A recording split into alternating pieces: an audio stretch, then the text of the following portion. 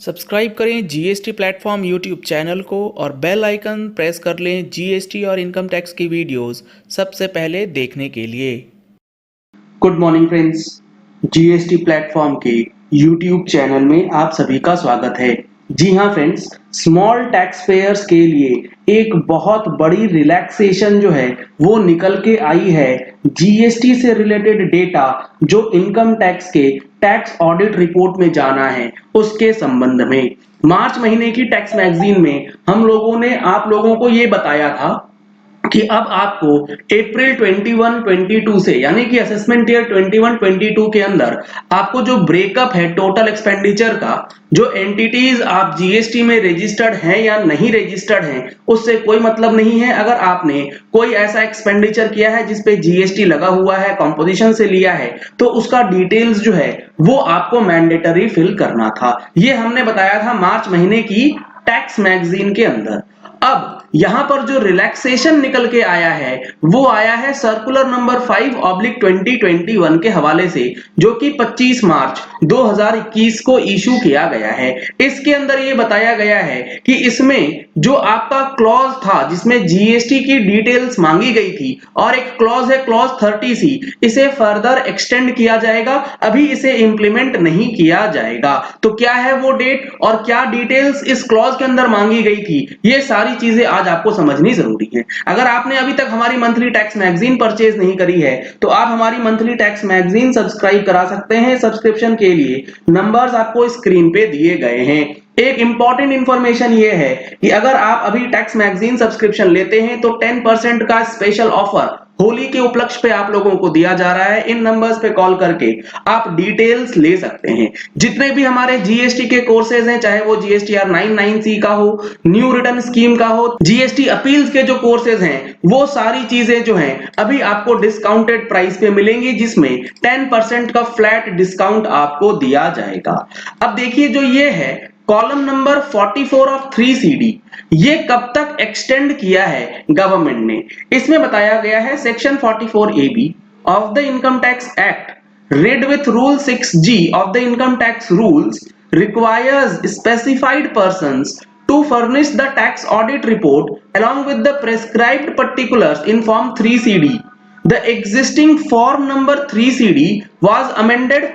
ये जो 3CD का फॉर्म है उसे अमेंड किया गया था 2018 में, और ये जो अमेंडमेंट था उसके अंदर दो क्लॉजेस ऐड किए गए थे। क्लॉज 30C जो कि कुछ स्पेसिफिक इंटरनेशनल ट्रांजैक्शंस को लेकर के है, क्लॉज 44 जो कि इंपॉर्टेंट है जीएसटी से रिलेटेड। इसे फर्दर एक्सटेंड किया गया था 2020 तक, फिर 2021 तक। अब in view of the prevailing situation due to COVID-19 pandemic across the country, it has been decided by the board that the reporting under clause 30C and clause 44 of the tax audit report shall be kept in abeyance। abeyance का मतलब अभी भी इसे hold पे रखा जाएगा till 31 मार्च 2022, यानी कि इस साल भी आपको ये डिटेल्स जो है वो डालने की जरूरत नहीं है। तो ये एक बहुत बड़ी रिलीफ जो है आप लोगों को दे दी गई है। क्यों रिलीफ है ये? इसीलिए रिलीफ है, अगर आप डेटा देखेंगे तो इसके अंदर क्या डेटा मांगा गया था। इसके अंदर सबसे पहले मांगा गया था total amount of expenditure incurred during the year, यानी कि आपने टोटल अमाउंट ऑफ एक्सपेंडिचर जो खर्च किया है, जो पीएल में डेबिट किया है, उसका अमाउंट आप डालेंगे। इसके बाद इस टोटल अमाउंट का फर्दर ब्रेकअप जो है वो आपसे रिक्वायर्ड था कि इस टोटल एक्सपेंडिचर में एक्सपेंडिचर जो कि in respect of entities registered under GST, हो सकता है इसमें रजिस्टर्ड भी रहा हो सकता है इसमें अनरजिस्टर्ड भी रहा हो।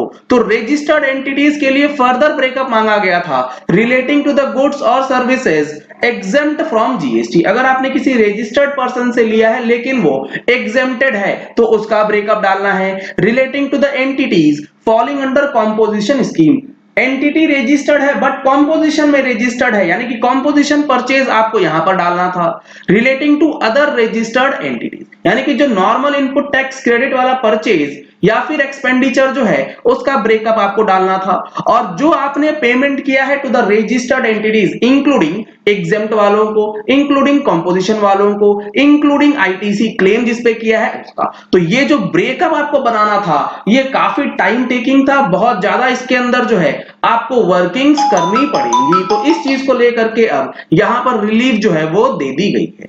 आगे इन्होंने लिखा है expenditure relating to the entities not registered under GST. वो एंटिटीज, वो एक्सपेंडिचर जो कि आपने अनरजिस्टर्ड पर्सन से खरीदा है उसका अमाउंट भी यहां पर रिक्वायर्ड किया गया था। तो अब इन डिटेल्स को अब आप नहीं भी डालेंगे, डालने की जरूरत जो है वो खत्म कर दी गई है। यहां पर हमने बताया था आपको कि before closing books of March 21 data for this clause must be prepare. तो अब ये वाला रिक्वायरमेंट जो है फिलहाल आपके लिए ईज ऑफ कर दिया गया है। यहां पर हमने विद एग्जांपल आपको बताया था कि किस टेबल में कौन सा फिगर्स जाएगा। फिगर्स को हमने पुट अप करके यहां आपको एक्सप्लेन किया था कि 25 लाख का टोटल अगर परचेज है जिसमें से 5 लाख आपका रजिस्टर्ड है तो उसको कैसे दिखलाना है, सारी चीजों को हमने यहां पर क्लॉज 44 के अंदर डिस्क्लोजर कैसे होगा उसके संबंधित आप लोगों को शेयर किया था। तो ये जो सर्कुलर आया है ये अब आपके लिए बेहद ही महत्वपूर्ण हो जाता है कि इसकी डिटेल्स जो है इस साल आपको required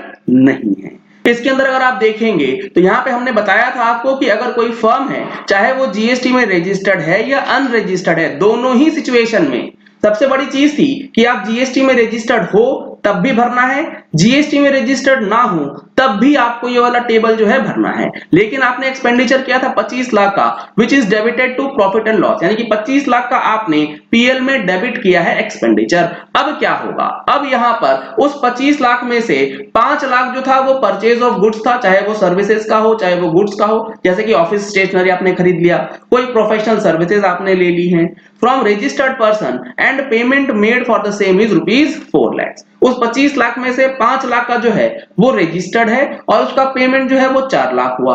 out of that 25 lakh 10 lakh was related, यानी कि एग्जेम्प्टेड परचेज आपने की है 10 लाख रुपए की, और उस 25 लाख में से फिर 10 लाख का जो है वो है अनरजिस्टर्ड एंटिटी से। तो इसका ब्रेकअप कैसे जाता, इसका ब्रेकअप 25 लाख में से जो अमाउंट है टोटल अमाउंट वो कॉलम नंबर 2 में जाएगा क्योंकि वो टोटल एक्सपेंडिचर की बात करता है। इसके बाद जो एग्जेम्प्टेड परचेज वाला था 10 लाख रुपए का वो कॉलम नंबर 3 में पुट अप करना था। इसके बाद जो कॉम्पोजिशन वाला अमाउंट है अगर कुछ रहता हमारे एग्जांपल में नहीं है तो वो कॉलम नंबर 4 में डालना था।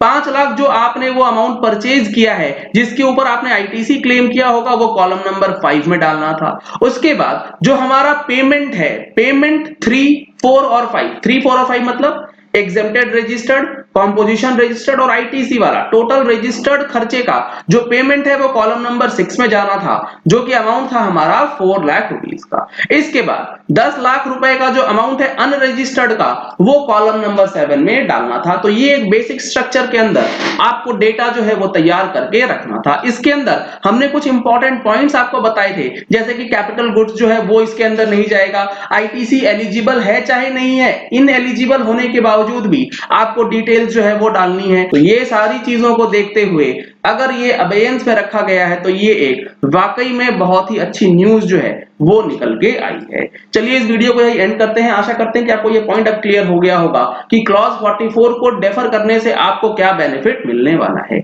अगर आपको ये वीडियो पसंद आया तो इस वीडियो को लाइक और शेयर करना मत भूलिएगा ताकि मैक्सिमम लोगों तक ये इंफॉर्मेशन जो है वो पहुंच जाए।